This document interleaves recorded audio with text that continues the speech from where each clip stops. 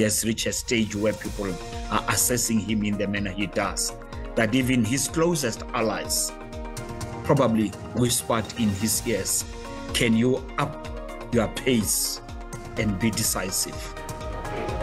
Ilindwe ngamehlo abovu ikulumo kaMengameli uCyril Ramaphosa yobunjalo belizwe. On the establishment of the African Continental Free Trade Area offers our country and indeed a number of other countries on the continent great opportunities.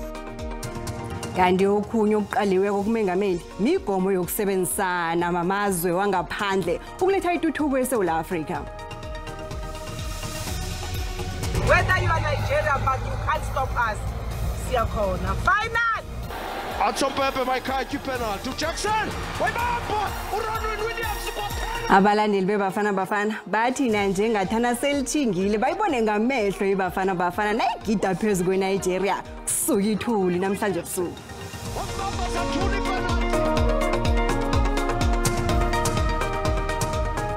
Seloshise emakhaya ngokwahlukahlukana kwawo nanziza ntambama njengesindebele ku SABC 1 ngothandeka mabona akwande.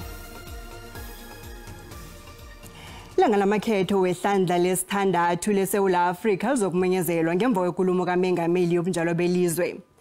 Umkhulumeli weofisini likaMengameli uVincent Magwenya uveze lokho eParliament ngaphambi kwenkulumo yakusasa. Abantu abaningi bacabanga ukuthi uMengameli uzokumemezela ilanga lekhetho nakethula inkulumo yakhe yobunjalo belizwe kusasa. Ikomishini ezijameleko yezekhetho iqedile ngehlangothini lamajima ukuzihlolisela ukuvota. Kanti njenganje umsebenzi usele ngehlangothini le-Union Buildings ukuthi kumenyezelwe ilanga lamakhetho. Nanyana kunjalo amaSouth Africa asesenethuba lokuzihlolisela ukuvota ngehlelo le-internet nofana online bekufike isimemezelo selanga lamakhetho. Okhulumela e-office kaMengameli uVincent Magwenya uthi ayisilo iqiniso indaba yokuthi uMengameli uyokumemezela ilanga lamakhetho nakethula inkulumo yobunjalo belizwe. The president will announce the election date within 15 days as of tomorrow. So that should put everyone's minds at ease that the election date will be announced within 15 days as of tomorrow. Isazi zepolitiki uProfessor Sibatifo utbacho uMengameli ubhalwa kwenza umsebenzi wakhe ngefanelo ngendlela ebekulindeleke ukuthi awenze ngayo. Utifo uthi uMengameli uRamaphosa ubhalwa kuthatha inqundo uyazaza nakufanele azithathe. He should be disappointed with himself that he has reached a stage where people are assessing him in the manner he does, that even his closest allies probably whispered in his ears, can you up your pace and be decisive? AmaSouth Africa selakholekile ngokukhuphuka kwentengo yembaseli qobe kusikinyeka. Impilo nayo ibiza kangako. Asayiphathike yokuhlogeka kwemisebenzi, umthlago nokungalingani. Kanti konke lokhu kwenzeka ngaphasi kombuso kaRamaphosa. Begodu nendaba yomraro wegezi iraga iyaphambili.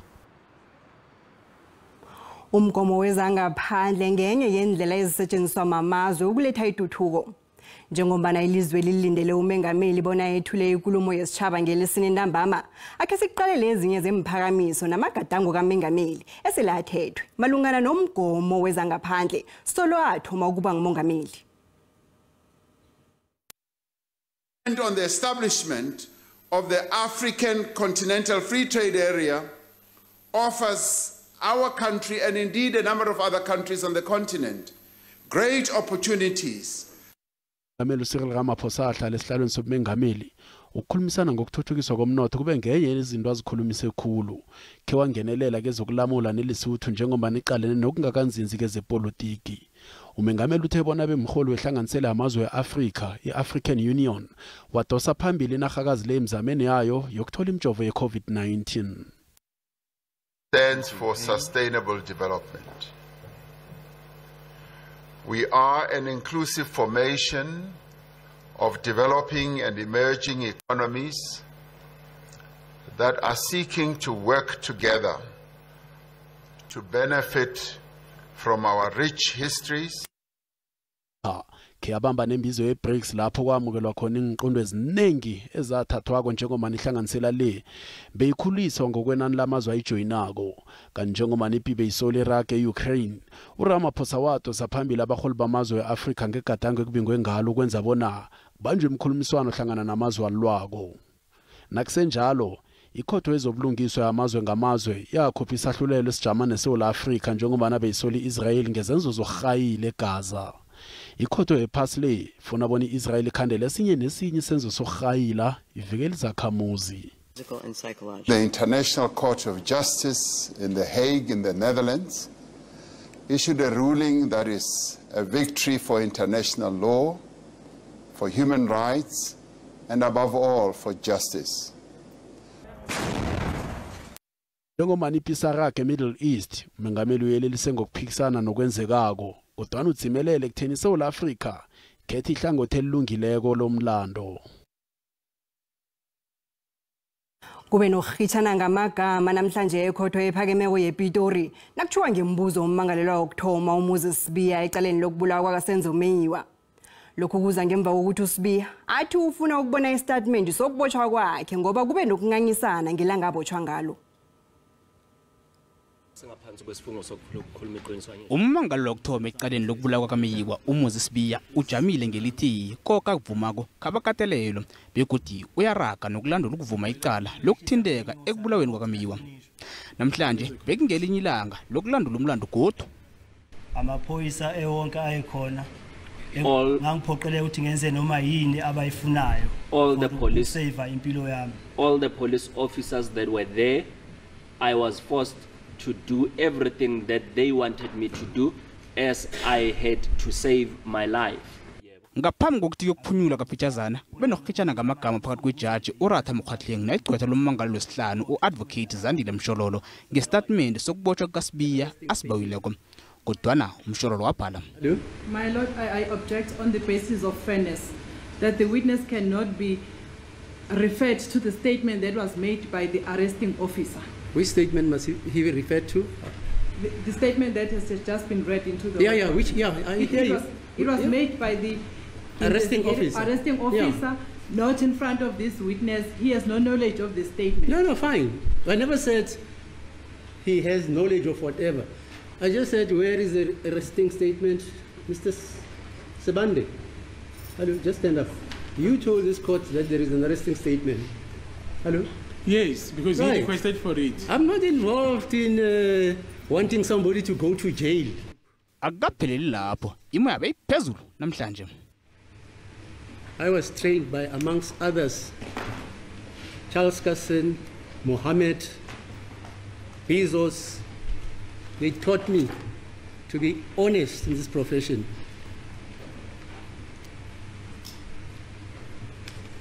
My Lord, No, I'm just telling you who I am. My Lord, I'm also an advocate. Yeah, fine. Please don't answer me, please. I'm also defending the accused. Yeah, fine. I raise an objection on the basis of fairness. I have a right also to stand up and raise that objection. Fine, you have. We all have different experiences. uSibiya uqadile ngokwethula ubufakazi omunye ufakazi uzokwethula ubufakazi kusasa. Ikhotho kaMagistrate weGroblersdal isithulisele ngomvulo isibawo sebhayili sabaphathi ababili bekampani yabo Gade abasolwa ngokusasazela abasebenzi babo ngezinja umsebenzi wabo ngezinja. uMagistrate uBoge Mashele uthulise indaba le ukwenzela ukuthatha isiqundo esilungileko. uPeter Groenewald weminyaka ema-63 ubudala kwinosokana la kwakhe elingasingele ngazi baqalene namacala okubetha ngehloso yokulimaza ecaleni ekusolakala ukuthi likhambisana nokuhloyana ngokobutshaba. Umgadangiso wevideo kaNgazimbi nakalinyazwako alunyiswa nangezinja udlalwe phambi kwekhotho. Kanti ivideo le yathathwa nguNgazimbi uVeneruru Kavari mhlamana ngal-17 kuTjhirhweni. Ikhotho ibukele ivideo ethethwe emakhamereni wendawo yesehlakalo. Nanyana kunjalo umthuthuse ecaneni neli utshele ikhotho ukuthi wathi nakavakatshela indawo yesehlakalo watshelwa ukuthi umgadangiso welanga lesehlakalo awukho abasenawo. Igcotha labasolwa likhola ukuthi umgadangiso we-cellphone utshengisa ukuthi inja le yase yameqela yamluma umsolwa lo ngaphandle kokuthi isasazelwe banikazi. The dog was already agitated at that stage. Somebody agitated the dog, something. uPeter Groenewald phambilini wakhe wabotshela amacala amabili wokubulala nalinye lokulinga ukubulala. Amacala la ngewango 1990.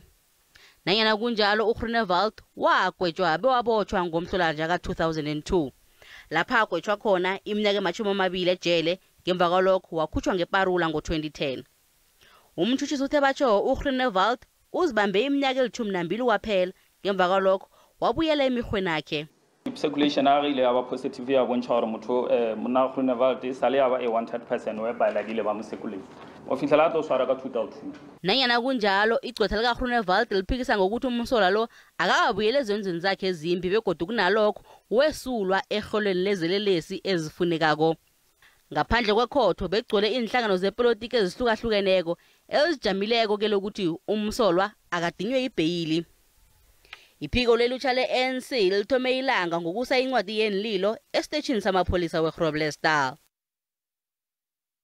Nasibuye Ntolo. Sibhadale imali enganga 3000 ngala kaSodic sekatembe sabhadala imali enganga 10000 shose yonke le mali aseyihlangene yenda malini yenda 10000. Bayalila abafundi ngokugalajwa amakholeji omgunyathi eMpumalanga.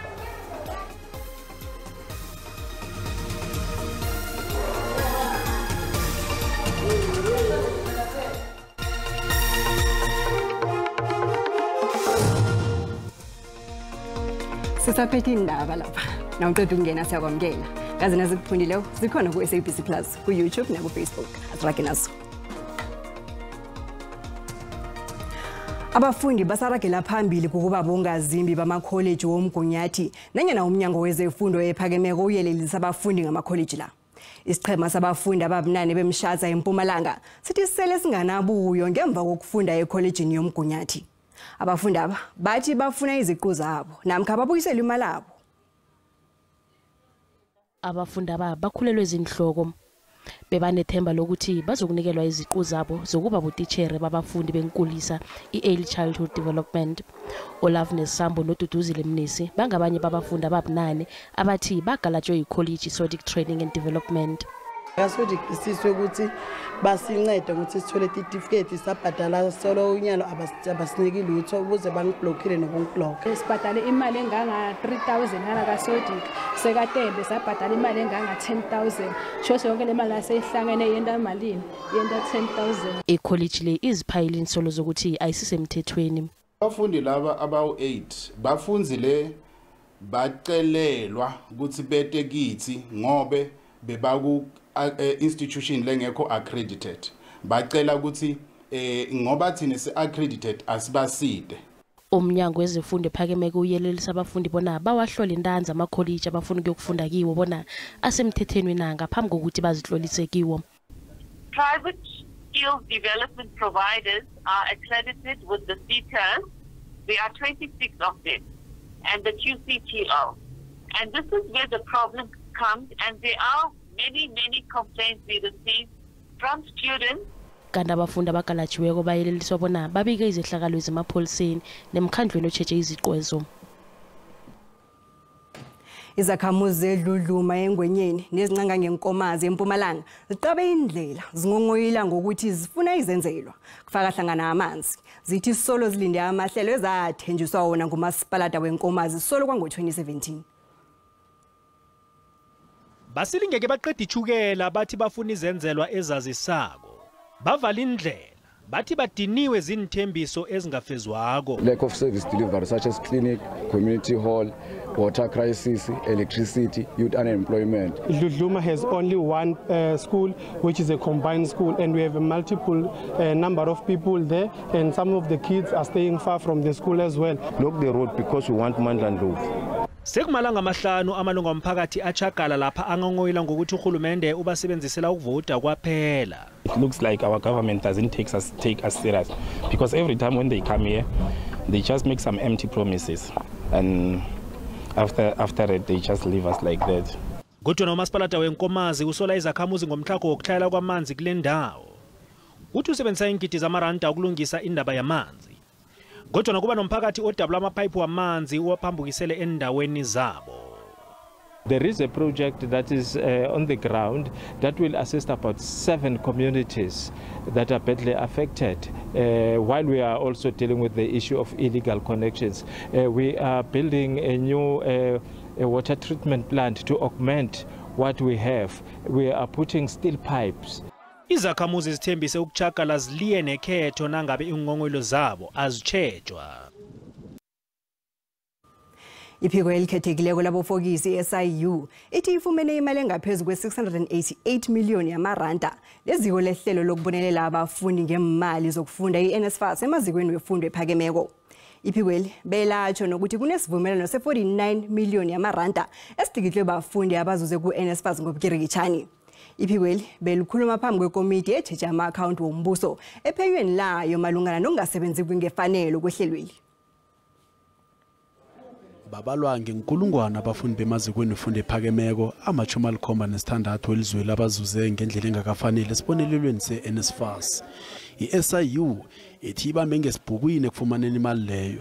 Ithi bekube nje seyifumene iingidi zamaranda emazikweni ebekangakasebenzi ngenzathu ezihlukahlukeneko. The actual amount that has been recovered, which is around 688 million, plus the acknowledgement of debts that were signed. And the acknowledgement of debts that were signed, it's 49 million. I-SIU ithi ivakatshela amaziko ama-58 yakhuluma nabafundi abathindekako abebangakafanele ukuzuza ehlelweni eli. Where do we begin drawing the line on corruption? It just hit me because you've got students who will literally falsify, and then the students whom are deserving are pushed down. Umnyango wezefundo ephakemeko ufune nokuhlathulula malungana nokubonelelwa ngemali kwabantu abangakakulungela ukubonelelwa ikhibe ngahlanye abakhona ukubhadela. This missing middle scheme is about developing an endowment scheme.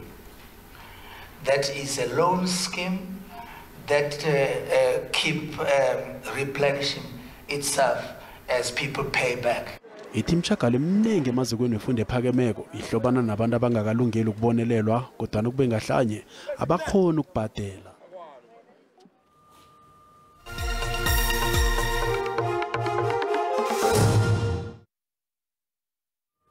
Kezemali iranda lehlile nalinganiswa nezinye imali ezikolo.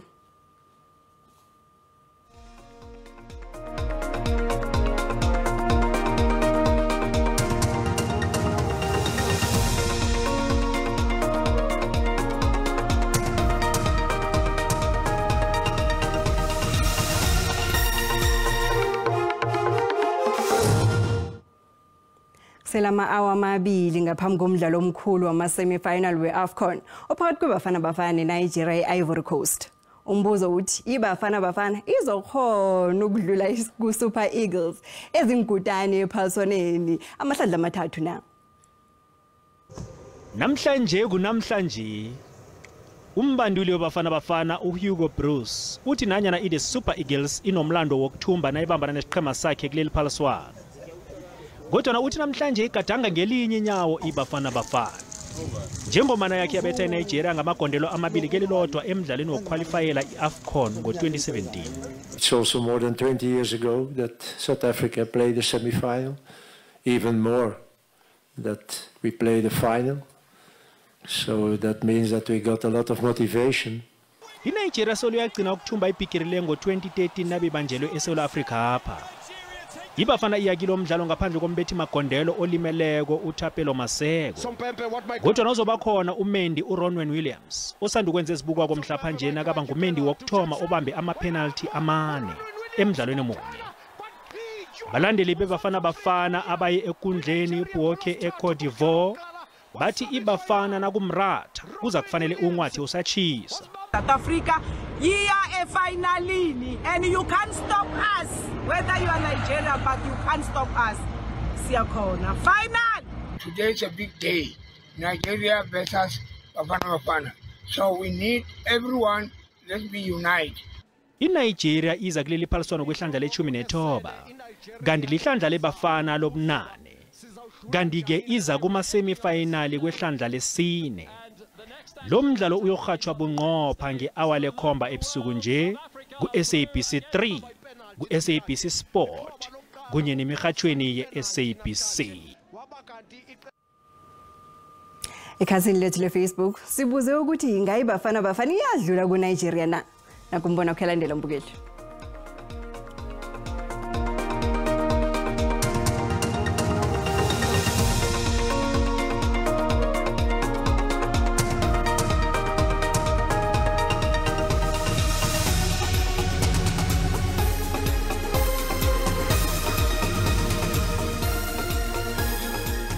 Dala beshawe Nigeria.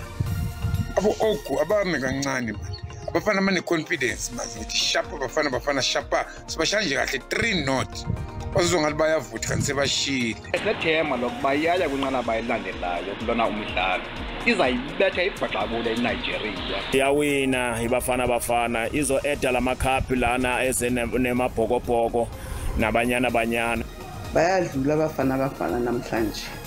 Baya ema-finali. Sibala amahora msakazi ukuthi impela iNigeria kanye naBafana itholane phezulu. Ngiyayithemba kakhulu ukuthi izokwazi ukudlula. Mina into engayisho nje ukuthi hayi Bafana namhlanje iyadlula, izodlula nje ngo-2-0. Noba badlulanga msase kufuneka sibaqhubeleke sibeseke. Mkhulu lo msebenzi bawenzileyo. Into yosizo sikwazi ukuphumelela ukuthi ke singathanisi amazwe sesidlale nawo nalabe sasodlala nawo ngoba lokho asinika inkinga ethini ke singakwazi ukuthi sinqobe. Asini ukuthi siyadlala futhi sizophumelela. Umbono ngeumbukeli SABC ayizokuthusa ukuziphendulela ngombono wombukeli. Singakakhambi akhe sihlole ehlelweni sibuya nabazumi bona baphethe ziphi. Akwande sibu?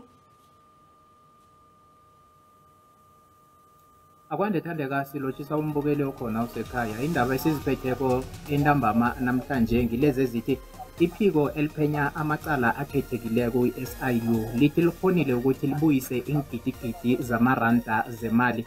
Imali le eyabhadelwa abafundi ngehlelo le-NSFAS batsho abafundi labo bengakafanele ukuthi imali leyo bayithole. Izakhamuzi eziningi enarheni le ezihlala endaweni ngokwahlukana zithi zinethemba ukuthi kusasa umengameli uza kuthi nakakhulumako akhulume nangemraro abaqalene nayo la abahlala khona. Ngale kwalokho umnyango wefundo ephakemeko uyelelisa bonke abafundi laba abazihlolisako emazikweni aphakemeko wezefundo ukuthi batsheje ukuthi amaziko la abazihlolisa nawo asemthethweni namtjana njani. Ndizo-ke indaba esiziphetheko sithokoza khulu. Siyathokoza sibu. Busayi alo batsho kunomtshiso omkhulu ofikileko. Iye sithole isilemukiso ezangomeni zezulu Thandeka sasale sizicala zizoke ubonakala ngathi ungalengi isifundeni sangaMpumalanga nakhona ngapha ngeGauteng.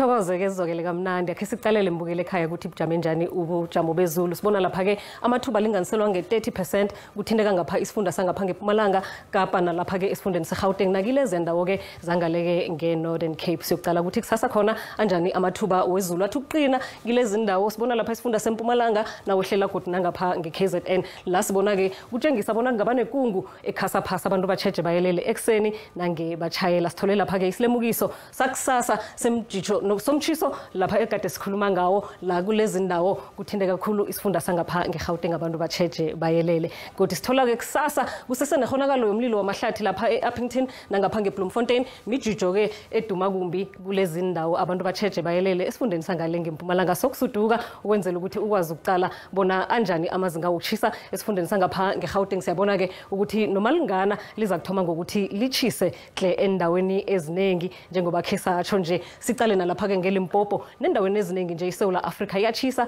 izulu lingatholakala liza kuduma nakezinye indawo akube kusasa kodwa siboneke kodwa ukuthi kukhambeka kunjani dilo.